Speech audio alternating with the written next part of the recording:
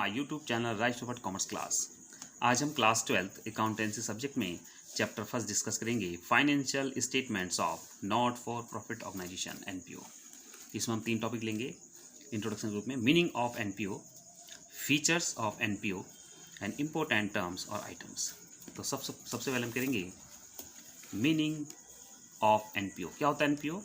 इसे non profit organisation भी कहते हैं। ऐसे ऑर्गेनाइजेशन जो प्रॉफिट के लिए नहीं बनी होती बल्कि वो वेलफेयर करते हैं सोसाइटी का और अपने मेंबर्स का। तो all such organisations whose main objective is not to earn profit but to serve the society and its members. इसमें कौन कौन से आएंगे? Schools, colleges, public hospitals, clubs, social welfare organisations, art and culture, societies for promotion of sports और charitable institutions. अब ये कैसे चलती है, ये ऑर्गेनाइजेशन कैसे काम करती है? तो ये सबसे पहले फंड्स कलेक्ट करते हैं। तो फंड्स इनको कहाँ से मिलता है? एज ए डोनेशन, दान मिलता है इनको। नंबर 2, मेंबरशिप फीस होती है, लाइफ मेंबरशिप फीस। जो मेंबर्स होते हैं वो अपना आजीवन शुल्क जमा करते हैं, एंट्रेंस फीस देते हैं। इसके अलावा सब्सक्रिप्शन जो अंशदान होता है चंदे के रूप में, वो क्वार्टरली दे सकते हैं, हाफ ईयरली दे सकते हैं, क्वार्टरली ईयरली भी दे सकते हैं। ये भी एक इनकम का स्रोत है। लोन्स इनको मिलता है, गवर्नमेंट से मिल सकता है, ग्रांट्स फ्रॉम गवर्नमेंट मिलता है, यानी अनुदान मिलता है इनको। तो ये सारे इनके सोर्सेज हैं। तो सोर्सेज ऑफ फंड्स बेस पे चलता है। अब इसके फीचर्स लेते हैं। Features of NPO. तो एनपीओ क्या हो बच्चों? एनपीओ का मतलब है ऐसे संस्थाएं जिनका मेन उद्देश्य समाज सेवा या फिर अपने सदस्यों का कल्याण करना होता है, समाज कल्याण करना होता है। तो वो जैसे स्कूल हो गए, कॉलेजेस हो गए, हॉस्पिटल्स हो गए, क्लब्स हो गए, स्पोर्ट्स क्लब्स हो गए, चैरिटेबल इंस्टीट्यूशंस हो गए। तो ये सारे एनपीओस माने जाएंगे। तो इनकी फीचर्स भी वही होंगी। First, entity. It is a legal entity separate from its promoters. यानी कि इनका जो एंटिटी है वो क्या है? लीगल एंटिटी है और ये अपने प्रमोटर से, अपने मेंबर से सेपरेट होते हैं। इनका अपना अस्तित्व बड़ा होता है। नेक्स्ट है पर्पस। अब किस पर्पस के लिए? ये बहुत अंडरस्टूड है कि ये सर्विस पर्पस के लिए होता है, यानी सर्विस पीपल, कल्चरल बेस्ड, सांस्कृतिक, एजुकेशनल, शैक्षिक और रिलीजियस यानी धार्मिक। तो ये प्रकार की सेवाएं प्रदान करना, समाज में अपने जितने भी लोग हैं उन समाज के, उनको सेवाएं प्रदान करना ही इनका मेन मकसद होता है। थर्ड है ऑनरशिप। अब ऑनरशिप किसकी होगी? सेटअप एज चैरिटेबल सोसाइटी और ट्रस्ट। ये ट्रस्ट या चैरिटेबल सोसाइटी के रूप में इसका एस्टेब्लिशमेंट होता है और इसका कोई इंडिविजुअल इसका ऑनरशिप नहीं होता, ना कोई ग्रुप होता, बल्कि ये सोसाइटी के लिए समर्पित होता है। नेक्स्ट फीचर है profit is not main objective. It is understood कि जितनी भी संस्थाएं हैं, schools, sports club, charitable institutions, इनका मेन मकसद पैसा कमाना नहीं होता, बल्कि ये क्या करते हैं, ये जितना भी सदस्यों का जो सेवा होती है, समाज की सेवा होती है, उसके लिए बनी होती है। लेकिन इसका मतलब ये नहीं कि प्रॉफिट नहीं कमाती, इनका अपना सरप्लस भी होता है। उस सरप्लस को अपने मेंबर्स में नहीं बांटते, बल्कि ये उस काम के लिए यूज़ करते हैं जिस समाज में कल्याण कर सके। नेक्स्ट है management. Manage by A group of individuals. जो ये मैनेजमेंट कमेटी है, ये क्या करती है? ट्रस्टी ग्रुप में काम करती है और इसके जो मेंबर्स होते हैं ग्रुप ऑफ इंडिविजुअल्स होते हैं जो इसको संभालते हैं, जो मैनेजमेंट कमेटी कहलाती है। फिर है फंड्स। फंड कहाँ से मिलता है एनपीओ को? इनको फंड्स मिलता है मेंबर से, एंट्रेंस फीस के रूप में, लाइव मेंबरशिप फीस के रूप में, सब्सक्रिप्शन के रूप में। जबकि डोनर्स कौन होते हैं? डोनेशंस मिलते हैं इनको। जो डोनर्स होते हैं गवर्नमेंट भी हो सकता है, कोई इंस्टीट्यूशंस हो सकती है। गवर्नमेंट इनको ग्रांट्स पे करती है, ग्रांट्स इनको देती है। ग्रांट्स मतलब अनुदान होता है जिसका पैसा उन्हें वापस नहीं करना होता सरकार को। एक होता है लोन, कर्जे के रूप में। फिर है financial statement of NPO, receipt and payment account. जैसे बिजनेस ऑर्गेनाइजेशन आपका कैश अकाउंट बनाता है, उसी तरीके से NPO receipt and payment account बनाता है, यानी कि रियल अकाउंट है। ये कैश का ही एक तरह से समरी है। Income and expenditure account. Business organisation में हम पीएल अकाउंट बनाते हैं, उसी के just like income and expenditure account है। तो इसमें सारे रिसिप्ट, इसमें सारे इनकम और एक्सपेंडिचर को शो करते हैं। Next, balance sheet. Balance sheet इनकी फंड बेस्ड अकाउंटिंग होती है, फंड बेस्ड अकाउंटिंग होती है, जिसको हम डिस्कस करेंगे लेटर ऑन। तो ये थी एनपीओ की फीचर्स। अब हम सीखेंगे important items on terms. First, entrance fees और उनका ट्रीटमेंट देखेंगे। एंट्रेंस फीस यानी कि प्रवेश शुल्क। इनकम एंड एक्सपेंडिचर अकाउंट, यानी कि जो हमारा एंट्रेंस फीस है, इसका नेचर कैसा है? रिवेन्यू।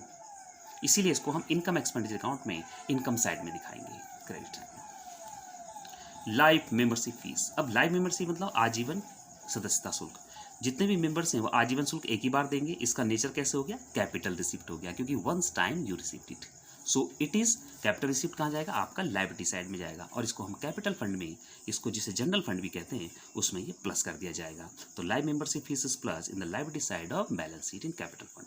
तो इस प्रकार से लाइव मेंबरशिप फीस भी एक जरिया है इनके। नेक्स्ट है डोनेशंस, दान। अब जितने भी एनपीओ संस्थाएं हैं ये डोनेशन से चलती हैं। अब डोनेशन दो प्रकार के हो गए। मान लीजिए डोनर्स ने कहा कि भाई हमने इसे पर्टिकुलर, आपने इसका यूज़ किसी पर्टिकुलर स्पेशल चीज़ के लिए करना है।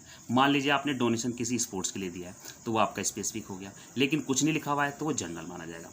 अगर डोनर ने कोई स्पेसिफाई नहीं किया है कि इसका यूज़ कहाँ करना है, यानी कि उसका ट्रीटमेंट फिर हम इनकम के रूप में मानेंगे और इनकम एक्सपेंडिचर में क्रेडिट साइड में इसको शो करेंगे।